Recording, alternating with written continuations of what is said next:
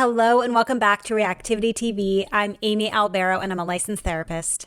I am Chris. I'm not a licensed therapist, but after watching this episode, I have discovered that the only prerequisite for giving advice is being on some form of entertainment medium. Therefore, I feel compelled to give some advice on this episode. Does this count as the entertainment medium? Is that... Yeah, this podcast, dare I say, this podcast may make me more qualified to give advice than most of the therapists that don't have podcasts. At least according to what I have learned via Bachelor Nation. Am I wrong? Well, you're getting some nice feedback in the comments that your insight is your clinical insight is improving. So I don't know. I guess. Well, that's better feedback than I'm going to give to Leslie this week. Oof. Oof is right. Well, okay. All right. Well, I look forward to hearing about that. We have a lot to talk about today. Oh, yeah. We are talking tonight about the fantasy suite episode of this season of The Bachelor, season 28, Joey season. So, yeah, there's a lot to talk about. But before we do any of that, please go ahead and hit that like button at the bottom of this video. And also, please subscribe to our YouTube channel. I know I say it every week that it's just a small thing that goes a long way. We so appreciate it. We are still climbing toward that 1,000 subscribers. We're making it there. I can feel it. We've only got a few episodes left of this season to reach our goal of 1,000 by the end of the season. So if you're a subscriber, thank you. If you're watching but not subscribing, hit that subscribe button. Even if you are a subscriber, share it with a friend. Again, it goes a long way. And we just appreciate having you here. So thank you. Yeah, and please also hit that bell icon so that you're alerted anytime we post new content to the channel. Yes. All right. So let's do this. Let me ask you, was it fun falling in love with me? You're referencing the Daisy Joey conversation? Well, I mean, I could be, or I could just be asking a question. Was it fun falling in love with me? I don't believe in the concept of falling in love, as has been discussed. Was it fun tripping in love with me? Was the beginning part of our relationship when we were getting to know each other and my feelings were developing stronger for you fun? Sure. It was also like stressful and I remember a lot of anxiety. Yeah. So yeah, parts of it were fun, like getting to know someone and letting someone get to know me, like that was fun and exciting, and it was just fresh and new. So yeah, that part was fun, but it's not all fun. I agree. The whole falling in love part was the least fun part of our relationship. Ooh, say more. Well, no, I mean, I actually, the most fun I have is the longer we've been married. Contrary to what most people believe and what popular media will portray and Hollywood will portray, part of this might be a little bit recency bias. But if you look at surveys of couples that have been together a long time, they will almost always respond overwhelmingly that the most recent decade was their favorite and most fun decade of being married. Mm-hmm. That is not true when you poll and survey those same people and ask them individually what was the decade in which you enjoyed the most. They will almost always usually flow somewhere back in the 30s or 40s. 20s are oftentimes people think 20s are going to be the great ones, but 20s are miserable. 30s is good because you're a little established, you got enough money to do a few things, and you're still young enough, and you still got your health and stuff. 40, you got too much responsibility at that point, but yeah. Well, why do you think it is that you have had more fun being in love with me for all these years than it was falling in love with me? And why do you think that is what the general public would say? I would say you nag me less.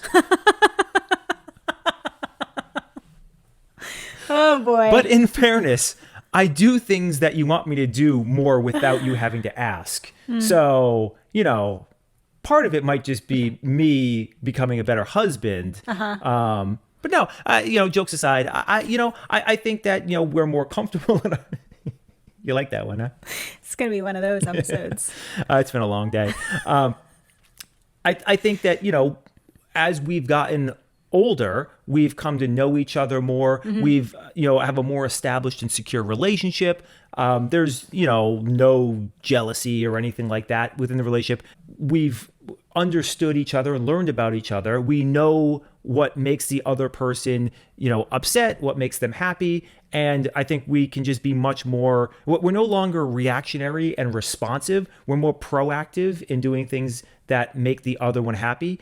And, as a result, we've already fought the battles that we need to fight and already laid, whatever stakes in the ground we're going to lay. And now we're just enjoying the areas that we agree on, so to speak. And as you get older, you get busier with a lot of other responsibilities, and the time you spend together is much, much more intentional and, more valuable. Yeah. Yeah, I mean, I do like I said, there is some fun and in the novelty of discovering someone or discovering yourself with someone else. But I do think that this added level of just like the security of a long-term relationship or just the growing sense of comfort allows you to just be more yourself and let go and be more vulnerable so that you can have more fun rather than like kind of being on guard and still being a little bit in that like performative, like sending your representative self that you are early on in dating and relationships. So getting to some actual episode related content, let's just start with Joey. We've been complimentary to Joey. I've been at times a little critical of Joey. What I want to say is that he had some really strong moments in this episode. However, Joey, you're 3 episodes from the end of this season. You have established your image. America loves you, and 29% of the Canadians love you, okay? You are good, okay? I now need you to stop crying. I need you to man up, toughen up a little bit. It's getting old now. Quit the crying, toughen up. Let's go. Chop, chop. Okay. I don't need any more sob stories. I don't need to hear any more about him bawling his eyes out about not being selected. We got it. I got it. We know what you are about. I respect you tremendously. I think you're a good guy. Quit your crying now. It's been 9 episodes. You can't cry in every episode. I'm over the crying. Damn. Toughen up. I'm over the crying now. Let's go. 3 episodes. I want to see the next 3 episodes. No Joey crying. We know for a fact he's going to cry in the finale. Okay, 2. I want 2 episodes then. Give me 1 episode. I'll take 1 episode. 1 episode, Joey, no crying. Okay? What bothers you about the crying? It's not that it bothers me that he's crying. It's that I don't need him crying every episode. At some point, just straighten the back up a little bit, be a little bit stoic. Hey, listen, I'm modern. I'm hip. I can accept that men sometimes cry. I mean, I don't cry, but men can sometimes cry, right? But he's now cried every episode. We're into episode 9. It's time for you to stop crying now. You got 3 beautiful women.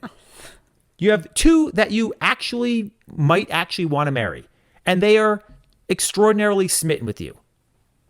What are you crying about? At this point, it's now you like it's like in Sopranos when Corrado is like Olivia is running around with a ham under both arms and she's crying that she has no bread. That's what Joey is coming across to me right now. I need you to just stop. It's just too much now. So I don't know if your criticism is that he's crying or that there's nothing to cry about. It's that there's nothing to cry about. There hasn't been anything to cry about for a good 4 episodes, and he's still crying about it. It's the volume of crying and the fact that we've surpassed the period in time in which it's acceptable for him to be crying. I mean, I disagree. You would. I mean, Joey is highly emotionally intelligent, which means that he will be much more sensitive as it relates to his own emotions. But the feelings are actually becoming real for these women and vice versa. The stakes are getting so much higher. The stress is getting higher. He's remembering literally bending down on one knee and getting pulled back up when he was going to propose to who he thought his wife would be. And so this is incredibly triggering and challenging for him. Is Joey wildly insecure? Yes. Is confirmation bias at play here? Absolutely. His anxiety is so high, and his anxious attachment is showing in a big way. So I'm not necessarily, I'm not going to criticize him for crying. I think that's wrong. I don't think that that's what we should be doing. But I do see that, like, it seems like he's done a lot of self-work. There's still a lot more to do. And I imagine, if he's in a relationship right now, like, it's gonna be stressful, especially because they've had to be in hiding essentially for many months at this point. So he needs a lot of validation and a lot of affirmation and reassurance, and you're not able to get that when your relationship is a secret and you can't be out together in public. Yeah. I would really like the audience to weigh in here. Like, am I being a softie, or is Chris being part of the problem here? I'm all solution. And I imagine the right answer is somewhere in the middle. But yeah, I'd love to hear. We have such a lively audience. I'd love to hear your reactions to seeing Joey cry every week. So please let us know. Yeah, let us know how it's 9 episodes in and you're getting annoyed by it now. Okay, I got 2 other things to talk about before we get into the actual events of the episode. Okay. The first thing is we got 3 examples of mentorship in this episode. And these were so distinctly different. And dare I say, 2 were fabulous. They really were excellent in their own way. They brought back, 3 of the ladies from the Golden Bachelor. And I was confused by one of the picks, but I did think that it was really interesting to see how each one of them took a very distinctly different path. And I want to, when we get there, we can talk about it. But I just thought that it was a really interesting dynamic at play. And how the point that I really want to make is how impactful a mentor can be. Because, brings me to my next comment, the show is over. The show is in fact over. Daisy has won, and she has Leslie to thank for this. At this point, we're just clean up and wrapping up. Rachel was never going to... He's so smug. No, it's not smug. It's just, it's. And I know you think it's smug, but it's not. I mean, Daisy has now won, and it's Leslie is predominantly the one to thank. While she didn't, quote unquote, self-eliminate, Kelsey effectively self-eliminated herself this week, whether she realizes it or not. And part of it is because she went down the road and made the same mistake that Maria has made. And you see it in Joey. I said it before. Men want complex. They don't want complicated. Joey, as you just pointed out, is extremely insecure. He is not going to do well with an insecure woman. And what does Joey want? I even wrote it down. We can talk about it later. But what does Joey want? He wants a woman who's going to pick him. What sets him off more than anything else? A woman who threatens to go home. What has Kelsey just effectively done? In fact, she said it in her face to camera. I'd rather go home now than chance not being picked. All the signs are there. And she's certainly more insecure than Daisy is, but it's not like a gulf between the two of them. But this, I think, illustrates a great mentor. Sandra, while I was very critical of her on the show, Sandra, I thought, was a great mentor to Daisy. And I thought that Leslie was really a scorned ex-lover who is stewing in misery and wants company there. And I thought this was a very bad look for Leslie after having a fantastic look on the Women Tell All at the end of last season. So, responses there before we get into the actual episode. Yeah, I think you're getting us ahead of ourselves from a timing perspective. And I don't know, all of you might know this more. It's possible that just due to the filming schedule, Women Tell All, or I'm sorry, After the Final Rose hadn't happened yet at time of filming. For Golden Bachelor. For Golden Bachelorette. Yeah. Because if you remember, Joey's season had already wrapped filming by the time After the Final Rose had aired for Gary's season. And that was... Oh, that's fair. Yeah, so I forgot about that. Yeah. We don't know how fresh off of her fantasy suite breakup with Gary that was for Leslie. Which was brutal for those of you who didn't watch it. Yeah. And so I agree with you in terms of it was very, very interesting seeing different ways mentors can influence and impact. I think the selection of the three was also quite interesting because it seemed very asymmetrical, very unbalanced. Let's table that, and yeah, definitely want to go through each person, each mentor as we go through the episode.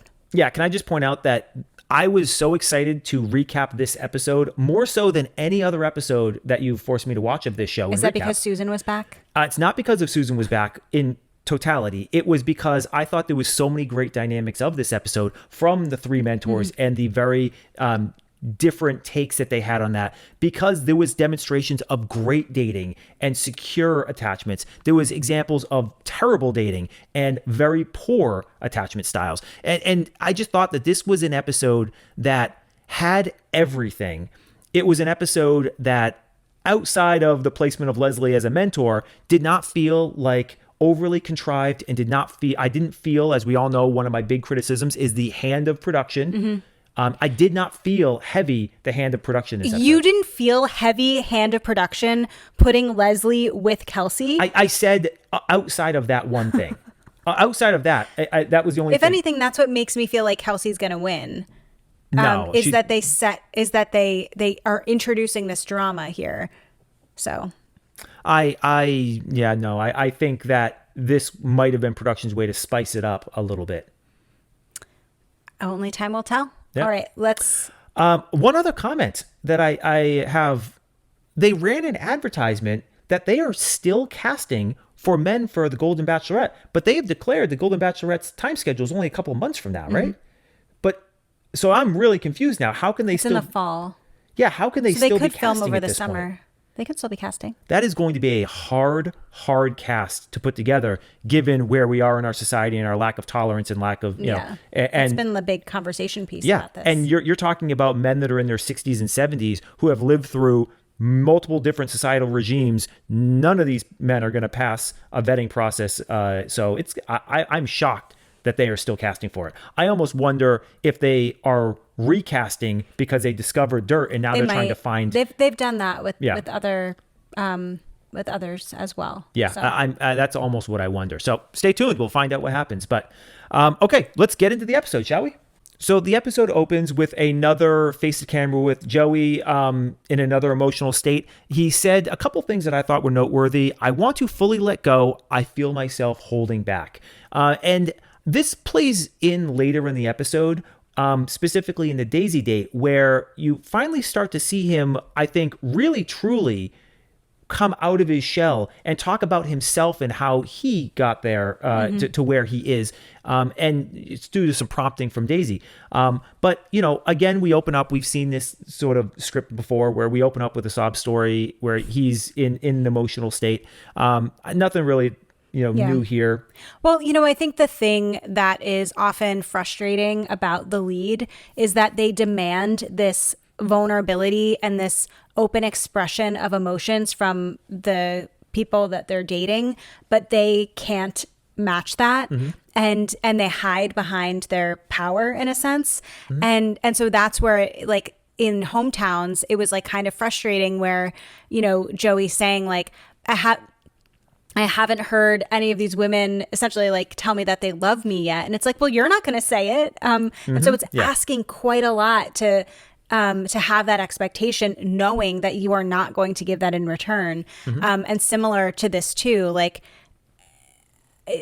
to kind of be at this point and feel like you need to know how they feel in order for you to know how you feel, is just that paradox of dating that often happens. And yes, it's a TV show and you need to, the lead needs to hold their feelings until the end, sort of. I mean, he doesn't really do that, but not successfully at least. But it's such a setup that again perpetuates this need for external validation, perpetuates this insecurity, this in a sense codependency, and it's not a good look. Yeah, I agree. But ultimately, there are, I think, expectations of a lead, and Sure. you're kind of trapped within those expectations. No, for sure. And listen, one thing that I do really appreciate about Joey is knowing that this is a more intimate week, not even necessarily physical intimacy, but you're spending more time together, you're spending off-camera time. There is an expectation that you will get closer. And so I think it makes sense that he's saying, I want to let go. Like, he's kind of matching the emotional intimacy that's going to be needed in order for this date to actually move them forward in any productive way, which again is insightful on his end. So I appreciated hearing that. Yeah. So we start with a quick pulse check on the three remaining ladies, opening up with Daisy. She is extraordinarily upbeat, seems in very good spirits, and just general good positive attitude. Not much more to say about that. Then we shoot over to Kelsey, who is already, you're starting to see some insecurity creeping in, but still generally kind of upbeat and positive. Nothing crazy going on there. Rachel, on the other hand, I felt pretty validated when it came to Rachel, because my interpretation, I mean, not even my interpretation, she was very blunt about saying, I feel like I am far behind. Mm-hmm. And later in her date with Joey, she would vocalize this multiple other times. I've been saying it for weeks. She's there because other women got themselves eliminated and she just sort of like survived. She shouldn't have been in the top three. And she is so far behind, and she feels it. She's saying it in her face to cameras and in her monologues. So you see rampant insecurity in her. What were your takes on the pulses? Yeah, I mean, none of it very surprising. But one thing that I will say, and it was pointed out in our comments, I think last week on Hometowns, about Daisy. And maybe it's just that we're getting a little bit more exposure to Daisy because obviously there's less women. But she is reading very young. Over like last episode when we saw her with her friends, like it felt like she was a teenager, and she is like, there's something about her that's reading as very young. And granted, she's only 25, like maybe she's being very 25 right now. But that was like, there was some, I guess, immature energy that I was getting from Daisy. Is that in an absolute sense or relative to the other ladies? Like, if you pair her against Kelsey, do you still feel like she's giving immature energy on a relative basis? Yes, I do. I think they're both. I don't think that Kelsey is as immature as Daisy. I think she is insecure. Oh, see, I am completely opposite you. Yeah. I mean, I think Daisy is far more ready for a mature relationship. I think she's far more understanding of who she is. I think she has a better handle on what it actually takes to be in a relationship. I think she's, they both had struggles, different struggles. But I think you've seen Daisy come out the other side of the majority of her struggle, whereas Kelsey is still dealing with her struggles. I think they're both very 25. But I think Kelsey is a touch less mature than Daisy, and pretty significantly less ready to be married, honestly. So once we wrap up with the pulse checks, we head over to Rachel, and she meets the first mentor, which is your girl, Susan. Yeah. What did you think of this interaction? So Susan, during her time on The Golden Bachelor, really took on a maternal, motherly figure in the house. And that's what we saw again here. And I loved every part of this. Rachel comes from a big family, and it's very clear that her parents play a big factor in, how she was raised and what she believes. And so I thought it was very interesting to bring on a mentor who is a similar, very strong maternal energy. And I don't know if that was as intentional as that, or if there was another reason to it. Everybody loves Susan, so it might have just been getting a way to get Susan on the show. But what I loved about Susan is she came in wanting to have a conversation, wanted to uplift and empower. Rachel is probably the least secure of the three. She's the one most in need of empowerment. She's the one most in need of a mother figure to sort of advise her and give her guidance, right?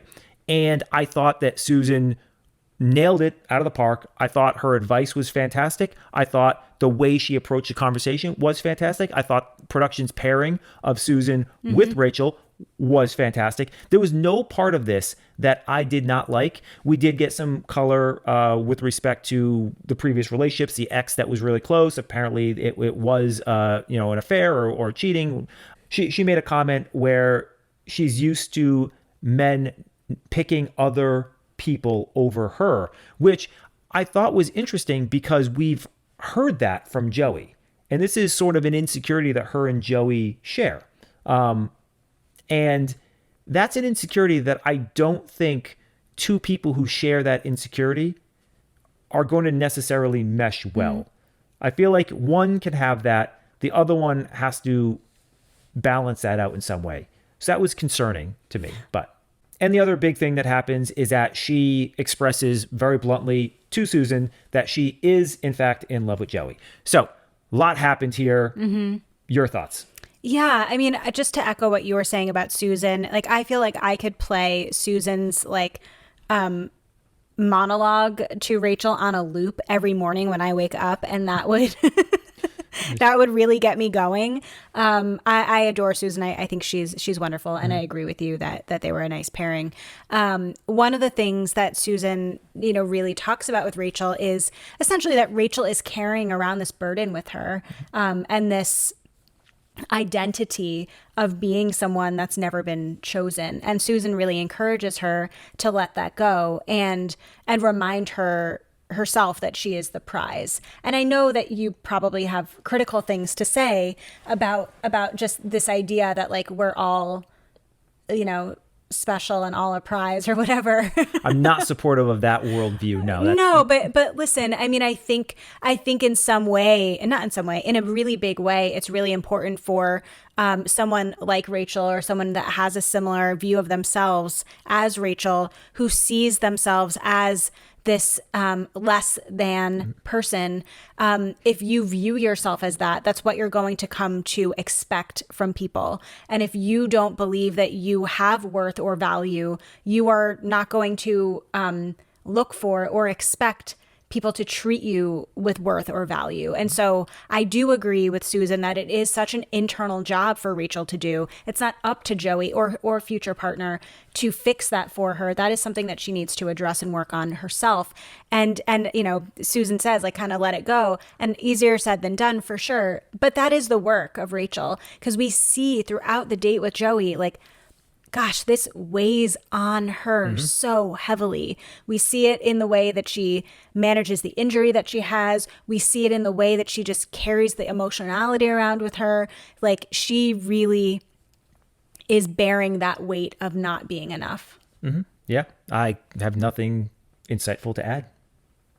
So let's move on to her actual date with Joey, where I didn't really get Joey's introduction to the whole thing. Like, hey, can you hold your breath? And do you like animals? There was no animals on her date. The animals were on the Kelsey date. Like, what was he talking about? I don't know. But they did actually activity that you and I have done, and I really enjoy cenote swimming. The one we go to down in Mexico, there's actually a zip line that we fly into the water. In this case, they had a bunch of platforms. I guess the one we go to has platforms too, just not as high. We have really cool pictures from there. We do it. Me doing backflips. Yep. Your top flying off. Yep. So it was not flying off in the photo. It definitely with the plunge. plunge. The plunge in the water. Yeah. That's a great time. Yeah. So yeah, they go to this. It seems like a fun, cute little thing to do. I'm always very critical about the nature of the dates. I'm not sure that if this was my last date, it's what I would want to be doing. But what I appreciate about production is that all the dates were sort of equally. I think Kelsey got the best date of the three, but they were all sort of in the same vein, and none really stood out. Adventure-y. They were all kind of adventure-y, and for the most part, there were aspects of each of them that wasn't that didn't allow for good communication time. But again, they also have the fantasy suite, so fine, whatever. They proceed to jump off a series of platforms into the cenote. And ultimately, she smashes her face in the water somehow and injures herself. And it seems pretty serious. They end up at the hospital. Joey is Joey here. He says all the right things. Rachel's insecurities really come out because now she feels like she ruined the day, right on the back of what we just got done learning from her time with Susan. Definitely understand how that played into her insecurity. She did not break her jaw. Thank God. There was no major injuries. We're never really told what the actual injury was. Can you sprain your jaw? Maybe, I don't know. But anyway, so. But we did see like how hard it was for her to say something was wrong, ask for help. It seems like she took on this weight of being a burden. As you said, she felt so like bad and guilty for getting hurt, which was completely beyond her control. And so again, we learned a lot about Rachel and her view of herself and her view of relationships just in that snippet of how she handled this injury. Yeah. I think the way she responded to the injury, which was really one of like being apologetic, but not in like a, sorry this happened, type thing. Just really in a like internalized way where she took great fault in it. And what I loved what Joey said here, like, you're apologizing and you feel bad for a freak occurrence that you had no control over and could have happened to anybody at any time. Like, what are we apologizing about? I thought that was, Joey had a lot of high moments in this episode, and I thought that was again, we're used to him saying the right things, and this was another example of him saying exactly the correct thing. But I don't think that Rachel was in any way, shape, or form uplifted by Joey's objectively correct response here. I don't think she could really get off the mat after that. Yeah, I agree. She had a really hard time recovering from this. Yeah. They move on to dinner. They do have some time apart. It's never clear to me how much time. It's got to be a few hours at least, 3 hours, 4 hours, something like that. And it does seem like her jaw has gotten significantly better. She seems to be talking normally at this point. And I was kind of hoping that the time apart would allow her to reset a little bit. I didn't see it. What did you think? No, I agree. I think she carried that with her into the date. Like, she just had a heavy presence around her, and maybe it just felt that way because Rachel's usually just like so light and like jokes around, and like that's kind of their energy, is like that kind of that like silly banter, and that wasn't there, like the goofiness that I think that she referred to at like in her conversation with Susan. And not that that's all she needs to be minimized to, for sure, but like she just seemed to, again, not be able to shake it, not be able to recover.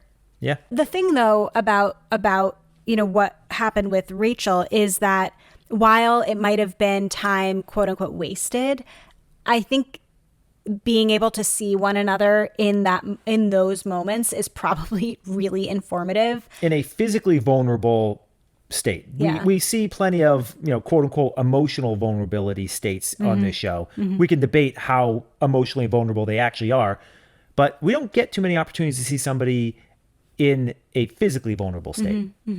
Yeah, and you learn a lot about that. Like, just as you learn a lot about someone when you travel with them, you learn a lot about someone when they're sick, or, kind of at the hospital. Not an ideal date spot, but you certainly learn a lot. Yeah, I agree. And honestly, I think Joey probably learned a ton. I feel like I learned a ton. It kind of goes back a little bit to what we've talked about multiple times. I am concerned about Rachel's resilience after seeing how she interacted with all of this. I do think that she is a, relatively strong person in terms of personality and emotion, but, I think there were a lot of flags here. I don't think she's winning anyways, but I think that there were a lot of flags here that indicate to me that she is not ready to be married to Joey. She's not ready to be married yet. Yeah. There's still a lot there. Yep, I agree.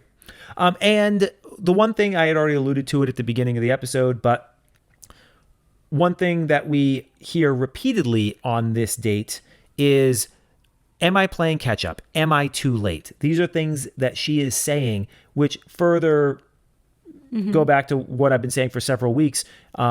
It's so apparent she's behind. She knows she's behind. And I think that's playing heavily. Forget about the injury for a second. I think that is probably generating the majority of her insecurity, is that she feels it and knows that she is so far behind at this point. No, that's fair. Yeah. And she's had ample opportunities. She's had one-on-ones. She was the all-star from the first group date. She's had a great one-on-one date. She's had her time. Just unfortunately for her, Daisy and Kelsey are real shining stars on dates. A very, very strong Bachelor trope is, I don't know if we can get there. But yeah, with Rachel, I don't know if they can get there. And she just really is too far behind. Yep. I just want to take a quick pause to tell you that Revive is hiring. In our Miami and Pittsburgh offices, we have full and part-time W-2 and 1099 clinician positions available, and this includes both postgraduate and associate level licenses, in addition to fully licensed clinicians. In our Connecticut offices, we have full-time, fully licensed W-2 clinician positions available, including clinical supervisor opportunities. If you are interested in working for a company that values community, work-life balance, and your personal and professional growth, then we want to meet you. Find a link to our website in our bio. She does get the overnight card. I don't really have anything to say about any of the overnights. They all get a card. They all go. We get obviously nothing because it's private time. We get a short clip of them all in the morning. I didn't think that there was anything informative for all three of them. So as far as I'm concerned, we can gloss kind of right over the overnight aspect of all three of them, unless there's something specific you want to talk about. No, I mean, the goodbyes for Kelsey and Daisy, I think, were more notable. With Rachel, it was kind of forgettable. But yeah, let's move on to Kelsey. I agree. So Kelsey meets up with Leslie to have a conversation. I have a lot of thoughts and feelings on this, but I actually think that I can summarize them succinctly by describing I guess you'll call it a meme online. This pops up every now and then in my feeds, but it's a screenshot of a text exchange between an individual who speaks proper English or close to proper English and an individual speaking broken English. And they're texting along. Eventually the person who speaks proper English sends a rather nasty text back insulting the person for speaking broken English. And the response that the person who speaks broken English comes back with is, "You speak English because it's the only language you know. I speak English because it's the only language you know. You and I are not the same." I love this response. It talks a lot about hubris, arrogance, how our perceptions are skewed by situation, and how we've talked about it in the past. Sometimes you are so far behind in the race, you think you're winning. And this entire part of the episode where I'm watching Leslie with Kelsey, this meme is just sitting in the back of my mind. Leslie, you and Kelsey are not the same. Yeah, stop projecting. It's not just projection. It's over-identification. What? Of the three mentors, Leslie came in with an agenda. She manipulated the conversation to talk about her agenda, had nothing to do with what Kelsey needed or wanted in that moment. She was completely unaware and uncaring about what Kelsey needed. Leslie was getting what she wanted and what she needed from the conversation. She completely torpedoed any security that Kelsey had. And let's just be honest for a second here. Now, Leslie had her moments on the show.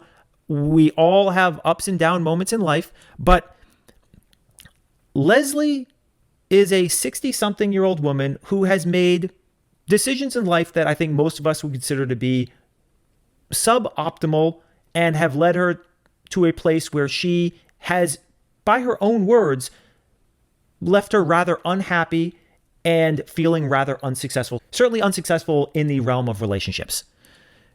We know from her time on Golden Bachelor that she also has some family dynamics that do not breed a tremendous amount of support structure.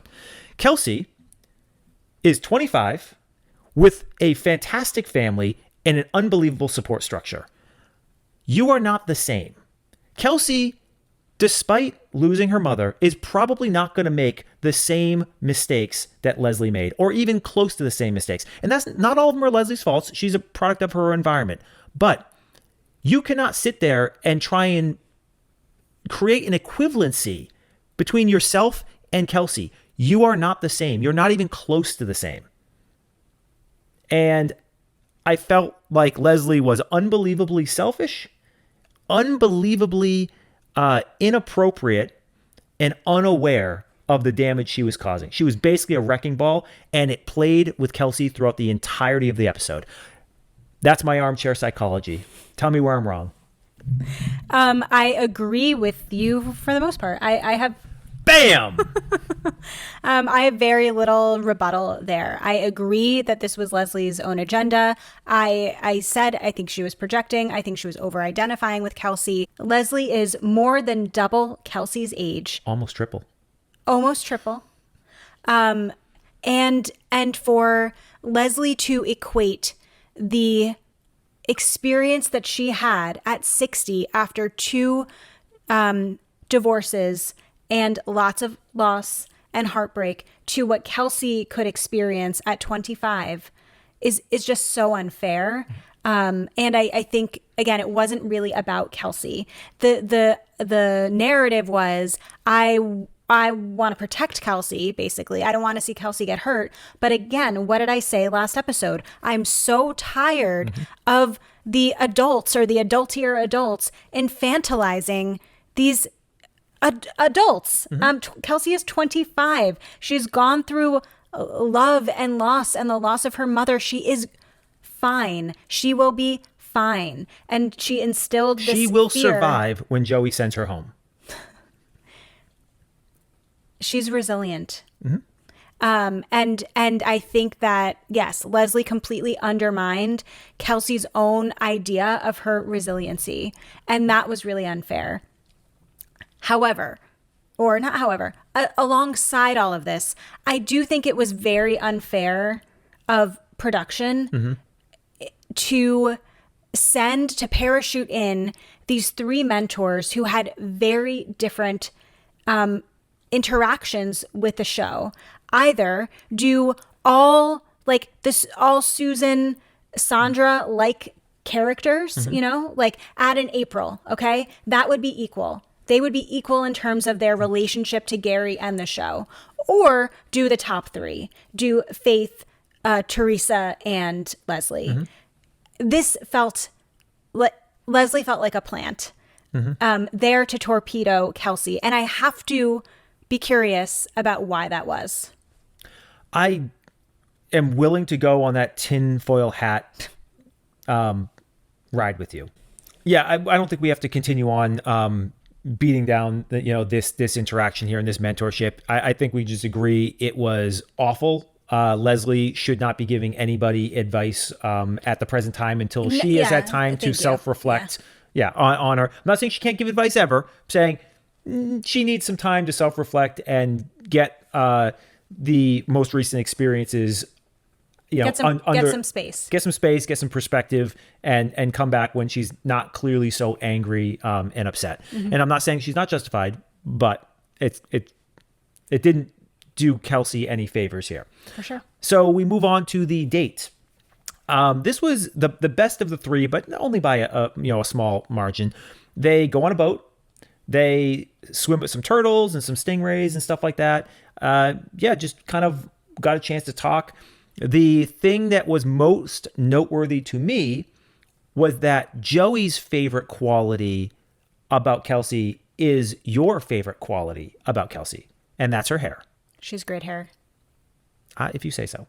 They were very lovey on the boat, but there wasn't a lot to grab onto here. Joey continually, in his monologues, talks about how he really wants clarity on her feelings, and she does give that a little bit during dinner, but it was just like a date where it looked like they were having fun, but I didn't see much.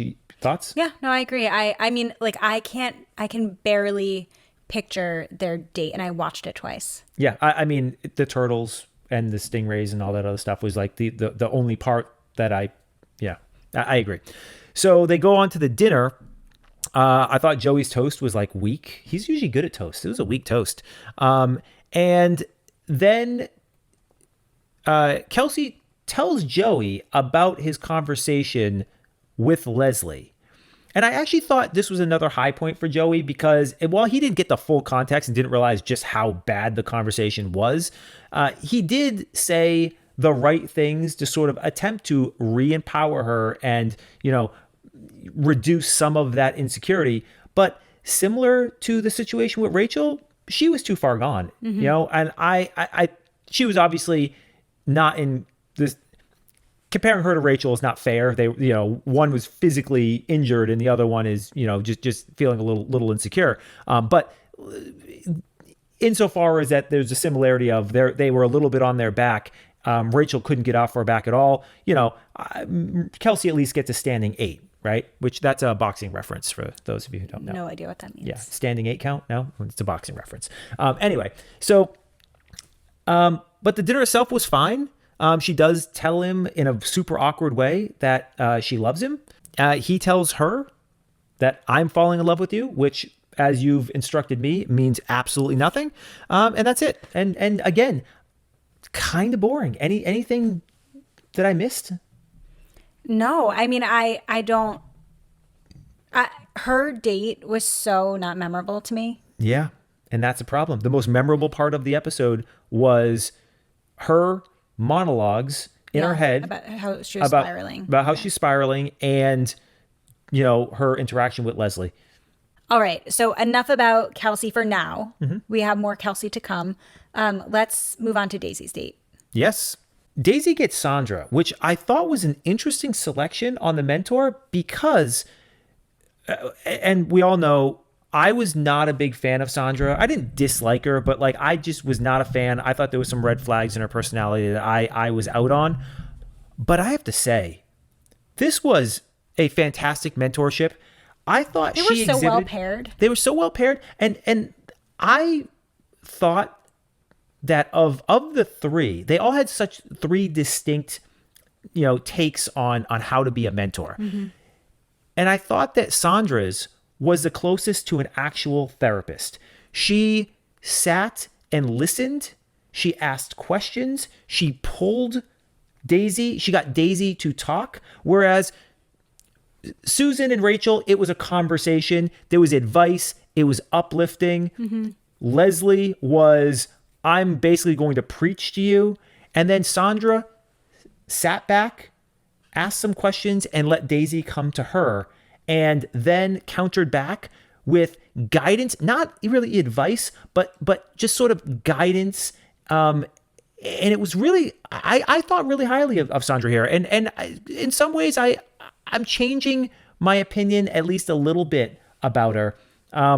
Your thoughts? Am I giving her too much credit as an armchair therapist? No. I mean, I wasn't out on Sandra by any means, or didn't. I wasn't in the same camp as you regarding Sandra. I think I was a little bit more indifferent. I feel like what we saw from her was, we definitely know she was goofy. She seemed like the clown of the house in some way. I wasn't really sure what we were going to get from her, but I loved what that side of her that we saw. And as I said, I thought that she and Daisy were well matched because Daisy is also a little goofy and playful, and I think that there was something about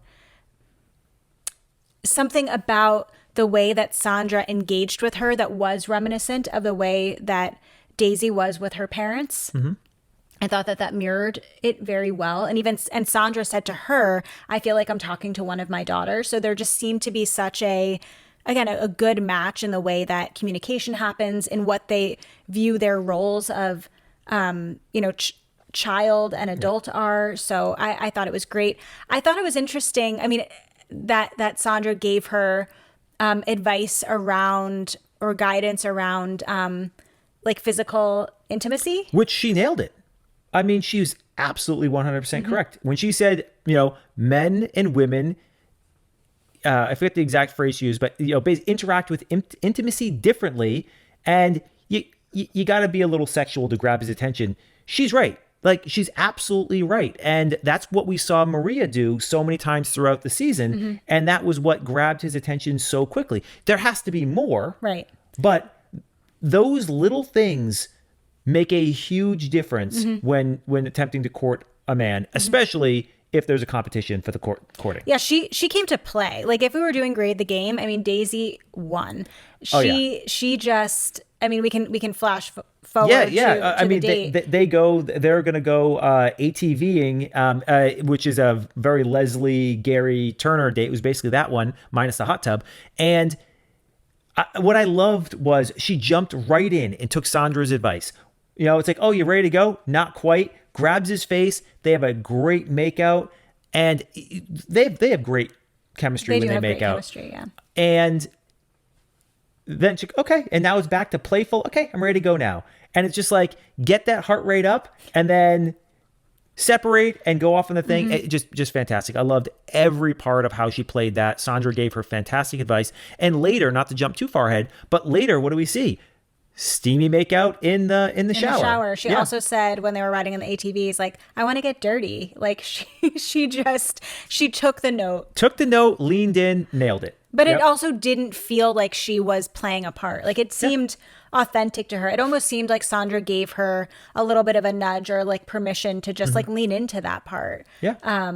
Which I thought was like kind of fun and flirty, and what you would be doing, you know, at that stage of dating when you're really into someone and you're going to spend the night together. Like, that's what it would be likely. Yeah, I agree. I loved every part of it, even though I don't really love the ATV date because, again, tough communication, whatever. But again, they have the overnights. She was like, have my arms wrapped around him. She was like, she was turned on.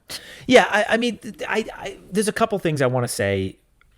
Like, first is this pairing of Sandra to Daisy seems to provide more evidence to the hypothesis that production was messing with Kelsey here, because you had a perfect pairing with Susan and Rachel. You had a perfect pairing with Daisy and Sandra, and then you get Leslie and Kelsey, which is the terrible pairing. Seems unfair. Now, I do think that there's also an inherent unfairness in the ATV date for Daisy. She's deaf. You're putting a mask on her face and making her sit behind Joey. She can't read his lips, and with all the extra noise, she can't hear. So she does have a cochlear implant. Yeah, but she just heard her brother's voice for the first time. Like, I don't know a lot about it, but based on the little that I've learned through watching this show, she's going to struggle, right? And so I did think that was a really interesting dynamic that production did there. Is why would you give Daisy a date where you're sticking a helmet on her head, sticking her behind the guy who's talking to her, and you're sticking her in a noisy ATV setting? She nailed it out of the park. She did fine, but that's my question: is how much of a struggle was it, giving that she is basically deaf, right? And did production even, was that a factor for production? Yeah. I don't know. But they do stop off at a bench somewhere and talk about hometowns and have a nice little conversation. I don't think that there was a lot of meat in the conversation. It's really just more the connection and the eye contact when they talk tells me that they are real and genuine in their interest for one another. I think so. And I think it was, reaffirming for Joey to hear that Daisy thought it went so well, because that was the whole thing. Like, she was so unsure about her feelings for him until she saw how he would be with her family. And so I think just getting the reassurance that it went really well was probably helpful for Joey too. So they go off and do their steamy makeout session in the shower, and then we move on to dinner. What I loved, this for me was probably Joey's high mark for the season for me, because I feel like I actually learned something about Joey, something real. I feel like it was finally we got vulnerability. Finally, we got some truth about who he is as a person. And I loved that Daisy was the one who pulled it out of him. Daisy came into this dinner and in the voiceover saying, I want to know why he is the way he is. This is, I think, the first time that we've heard this season. Period. And I mean, we've talked about it in the past. like, Joey is not, or the lead is not selecting the woman. You are selecting each other. We were very critical of Gary last season when he said, "This is my journey." No, Gary, this is your journey. You and ultimately Teresa's journey. And Daisy got the note. Mm-hmm. She understood the assignment. And she went into that date more interested in asking Joey about where he was, and spent virtually no time talking about, at least that we saw, talking about where she was. Mm-hmm. She's had plenty of dates and plenty of time to talk about where she is. Mm-hmm. Mm-hmm. She still did share. She did say, like, my emotionality has been essentially a problem in other relationships, and that you are emotionally intelligent and you let me express myself is meanful. Mm-hmm. So she did, it wasn't just one-sided. So there was mutual sharing there. There was a conversation. It wasn't just a monologue. No, sure. But what I'm saying is the thrust of the conversation. The energy. Yeah, the energy was much more of, Joey, I need to learn about you now. Mm-hmm. And I loved every part of it. I thought we saw a real genuine Joey. I think we saw, we learned a lot about him, why he is the way he is, where his insecurity comes from. I thought this was the best dinner date mm-hmm. of the entire season. I thought that this was Joey's high mark for the entire season. And I'm maybe willing to forgive a couple of those tears from earlier in the episode. Oh boy. What did you think about what he shared about his previous relationship and how that impacted him? The nature of what he was actually saying was quite insightful into his personality. It said a couple of things to me. One, self-awareness. Two, the ability of self-reflection. And self-reflection is something that we all struggle with. And there are people that are deep into their 70s and 80s and 90s who still cannot do adequate self-reflection. Self-reflection is hard because you have to be critical, you have to be honest, and you have to be self-aware. And those are three things that people oftentimes are not willing to be. And Joey showed us that he has all those three things at 28 years old. I thought it was his high mark for the season for me. And the way that he was able to share how he got from A to B, how not just like how it impacted him, but what he's doing to counteract these feelings, mm-hmm. what he's doing to mm-hmm. sort of improve himself. It was the most meaningful clip of any conversation we've seen of Joey in this entire season. I agree. And it lined everything up for us. Why, he, has the insecurities that he does, why he feels almost not trusting of, will someone like me for me? Mm-hmm. Or do they just like me as Joey the Bachelor? Can I really be myself? Like, I just thought he did a really good job. And I also appreciated the way, as you said this, but like the way he shared about his relationship, that it wasn't, we gave this good feedback to Maria, that it wasn't that he shared about the woman that he was dating, but he shared about his learnings from the relationship mm-hmm. or the relationship's impact on him. And I thought, again, that's a sign of maturity, of self-work. So yeah, I mean, Joey's a gem. Yeah, I agree. Anything else you want to talk about on the Daisy date? Well, he does come right out and say, when we were at Hometowns last week, I told you I feel the same way when you told me that you're falling in love with me. And I want to explicitly say I'm falling in love with you. Yeah. Which is a meaningless statement according to you. But somehow it just feels more meaningful when Daisy and Joey say these things. The thing, I don't remember which show I was watching, but maybe it was Love is Blind. But like the guy had said, I love you. And the woman had responded, I love you too. And the guy had responded back, when you say that, it makes it sound like you're just agreeing with me rather than you saying it yourself. And so I've been thinking a lot about that. And I think in the way that Joey communicated it to Kelsey was in like response to that. Where with Daisy, he made a like concerted effort to be the one to initiate the statement. I'm going to be honest. It just sounds to me like you are agreeing with me that Daisy is winning this thing. You just can't get on that train because you have Kelsey. You've been on the Kelsey train the whole time. I'm burned from the Golden Bachelor, and I don't want to get burned again. I want to be open to the surprise. I want to see what happens. Okay. Yeah. I mean, you'd be surprised when Daisy takes this thing down in a couple weeks. But all right. So she gets the date card. They go to the suite. It's another boring suite that we don't really get anything interesting.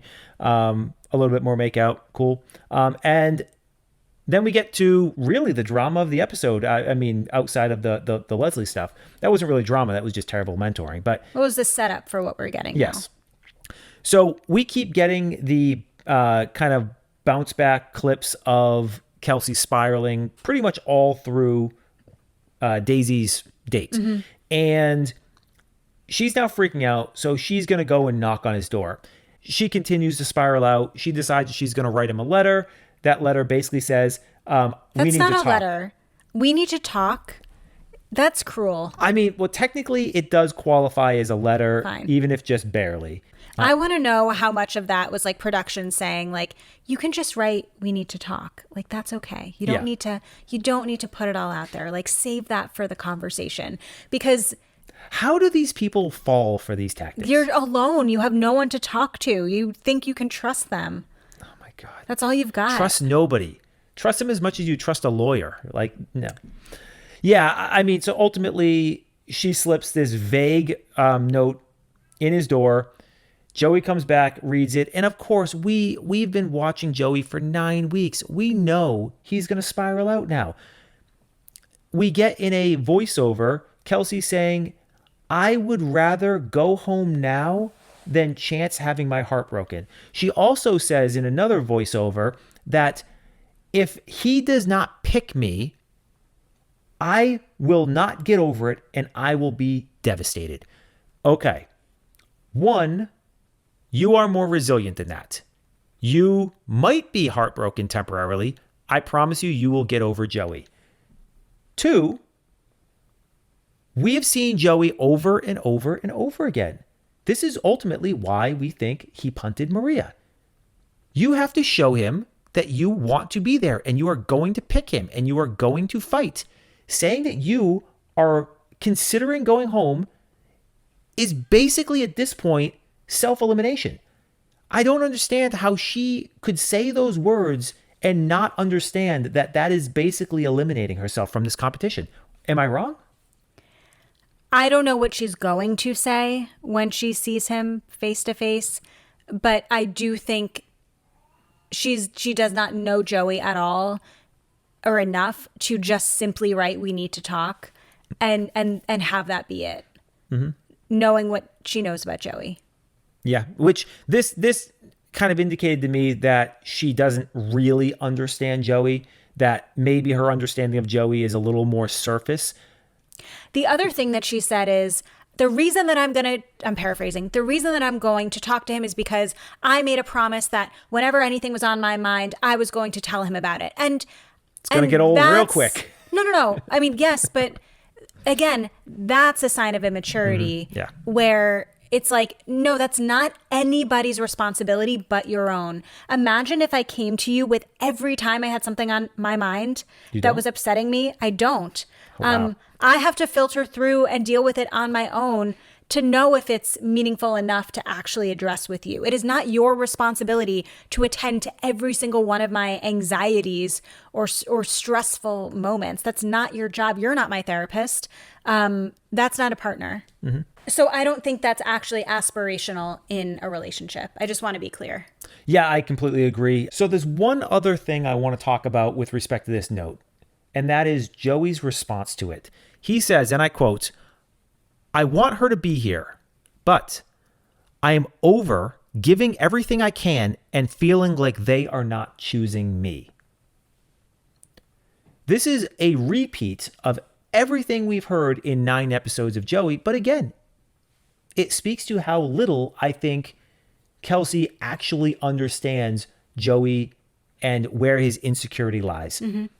And this is why ultimately I think that when you have a really tight horse race between two impeccable options, you're going to go with the one who hasn't made you feel this way. I guess time will tell. We're on a cliffhanger. Yep. So we end on a cliffhanger. Anything you want to talk about? Anything we didn't touch on before we move on to Rose and Thorn? No. I'm good on the cliffhanger. We have Women Tell All next week, plus the resolution of the cliffhanger. But no, I think we did it. You asked about my Rose this week. Love it. My Thorn this week. I hated to see that. Excellent. All right. So why don't you start us off with your Rose? Okay. Judge me for this, but my Rose is going to Joey's abs, which have made a greater and greater appearance every week. Am I objectifying him? Sure. But I can definitely appreciate that he has been definitely doing some work throughout the season to get more and more chiseled every week. So I see you, Joey. You're putting that work in. I notice. You can get my Rose. Yeah, I got two responses to that. One, I actually did write down, does Joey look more ripped this week? And two, it's 2024. One of the great female double standards is that you get to objectify all the men you want, and that's fine. So go on with your Thorn. My Thorn was the note. Yeah. My Thorn was the note. I just had it was the note coupled with Kelsey's just reaction. Just, you could see her anxiety, like that. She went back to his door twice, knocked on the door, like just that this is not his responsibility. Mm-hmm. This is yours. You need to calm the fuck down and regulate yourself. It's not Joey's responsibility to make you feel better. That is not his job. Yep. And so I just lost patience with Kelsey, I think. And then just leaving the vague note, that the vague note felt like a punishment. It felt manipulative. I just did not like it. Mm-hmm. Yeah. So my Rose, there were a couple of Roses. I actually really struggled on the Rose because there were a couple of things. Are you going to give one to each of Joey's abs? Because you could do that. No, I'm not. I am not quite as smitten with his abs. But there were a couple things I actually really liked. So it was hard. But ultimately, I think I'm gonna land on production's pairing of Susan with Rachel and Sandra and Daisy. I just thought that was a phenomenal pairing to give them what they needed really to be successful. And I'm a little conflicted on the Leslie Kelsey pairing, because on the one hand, it really was great on production's part from a storytelling and drama creation, but it was also quite mean to Kelsey. So is that a Rose for production quality of producing a show, or is it a Thorn for being dicks? I'm not really sure which one they're going to get. So audience, weigh in. Is it Thorn or is it Rose? I don't really know. But in terms of a Thorn, so my Thorn is not actually going to be about the show directly. It's going to be about the fact that we had to watch the episode on a flight back from Miami, and the person next to us, who ended up being a pretty nice guy, was eating the most delicious fried food, and we had to sit there with the screen going in and out every single time the flight attendants or the pilot decided he wanted to. And we had a lot of announcements, it felt like. So we're getting announcements every 10 minutes. There was a woman behind us vomiting. Oh my God, it was so distracting. The bathrooms weren't working. Every bathroom on the flight, our flight was delayed 4 times. We had the person behind us throwing up. All the bathrooms on the flight were clogged, except for the one where the woman who was throwing up went in there, and then apparently it wasn't usable after she left. And now they're making so many announcements that we're trying to watch the show, and we're losing pieces. We had to watch the episode twice because we lost so much content just between losing service or the pilots. And then the guy next to us is eating the most delicious smelling fried food. And we had a skimpy salad for dinner before we jumped on a flight that ended up being delayed for hours on end. So my Thorn was our viewing experience of the week. That's fair. Yeah. Okay, I'm with you. So we'll be back with that next week for sure. And then we're really down to the wire. So you can, again, hit that bell icon so that you're alerted when that new episode drops. And of course, make sure you're subscribed to our channel so that you can see what other stuff we've got going on. If you can't wait for Reactivity TV content until next week, you can check us out on Instagram at Reactivity TV. But if you want more podcast content, we have another podcast called Wishing You Well, where me and my therapist co-host Catherine talk about wellness every week. We have a great episode on Ayurveda that dropped this week. Wow, this honestly, unbelievably mind-blowing episode. I can't even do it justice by telling you that it was mind-blowing. Highly recommend that you watch. Shivani Gupta, Dr. Shivani Gupta was really, really amazing. And it's a good watch on YouTube. So you can find it on our YouTube page, but also find it on Apple Podcasts or on Spotify as well. You can follow us at Revive CFW on Instagram. You can follow me at Amy Albero LCSW on Instagram as well. And you can check out our website, revivecfw.com. All right. We got an email too, don't we? What's our email? reactivitytv@revivecfw.com. All right. So you can email us questions, comments, again, shows for us to watch after The Bachelor wraps. Say it one more time. reactivitytv@revivecfw Center for Wellness.com. Great. And that'll all be in the show notes. All right. Let's shut it down for the night. I'm ready. All right. Thanks, everybody. See you next week. Bye. See ya.